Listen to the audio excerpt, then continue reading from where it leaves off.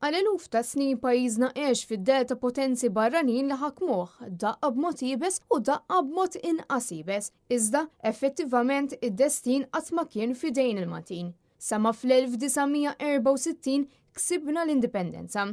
Dan kien il-pass kruċjali li tana fidejna iċ-ċavetta tal-futur. Wara l-indipendenza kien pjuttost loġiku li t-tarġa li kien immisna nitilgħu fl-iżvilupp kostituzzjonali tagħna kienet li nitrasformaw lil pajjiżna f'Repubblika Demokratika fil-Commonwealth u għaliex le, kap ta' Stat Malti wieħed minnha. L-għażla ta' Ser Anthony Mamo bħala l-ewwel President kienet waħda li madwara tista' tgħid li naqgħet il-poplu kollu u fis-snin ta' wara tat raġun lil klassi politika u li fil-kwiet u mingħajr daq ta' trombi fl-istil tiegħu Ser Anthony Mamo ħadem biex jissenda il-paċi fost il-Maltin minkejja li f'okkażjonijiet is-sitwazzjoni ma kienet xejn faċli. Il-Presidenti li ġew wara baqgħu jiġġustifikaw l-għażla li pajjiżna kien għamel fl-1974, 50 sena ilu. Noqogħdu attenti illi l-iżżar tagħna ma nikkorrompuhomx bl-eżempju.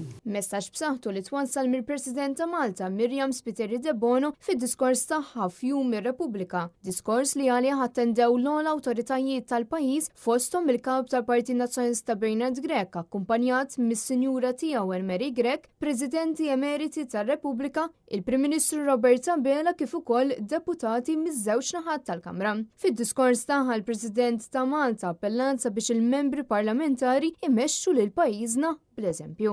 Nibqa' ngħid illi janqas mar-rappreżentanti tal-poplu jagħtuh xi jagħmel lill-Kummissarju tal-Standards ikun aktar jistħoq ilhom it-titlu ta' onorevoli. B'rabta mal-ħidma tal-Kummissarju tal-Standards, Spiteri de Bono appellat biex ir-rakkomandazzjonijiet ma jibqgħux fuq l-iskaffa. Huwa deżirabbli li r-rakkomandazzjonijiet li joħorġu minn inkjesti pubbliċi jkunu implementati. U kien hawnhekk fejn bħal ħafna issuġġeriet l-idea li l-membri parlamentari jkunu jaħdmu fuq bażi full-time. Wasal iż-żmien biex neżaminaw il-mod kif il-pożizzjoni tal-Presidenza tal-Kamra tad-Deputati tkun aktar b'saħħitha. Bil-President appella biex ħadd ma jintervjeni fil-ħidma li jeħtieġu jagħmlu tliet pilastri tant importanti f'pajjiżna: il-qrati, l-Uffiċċju tal-Avukat Ġenerali u l-Pulizija. Kull tip ta' pressjoni ukoll jekk ġejja minn intenzjonijiet tajba hija perikoluża.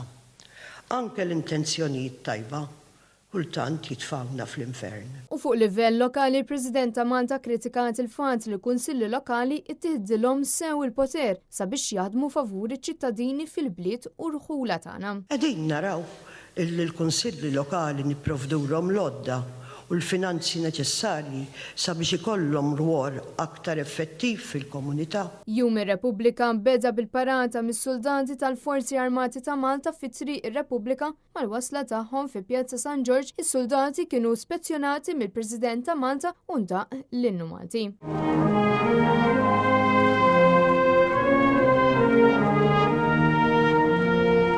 Biex imbagħad tal-50 sena Repubblika, il-banda tas-soldati tal-Forzi Armati ta' Malta iffurmaw in-numru 50 biex jikkommemoraw dan il-jum.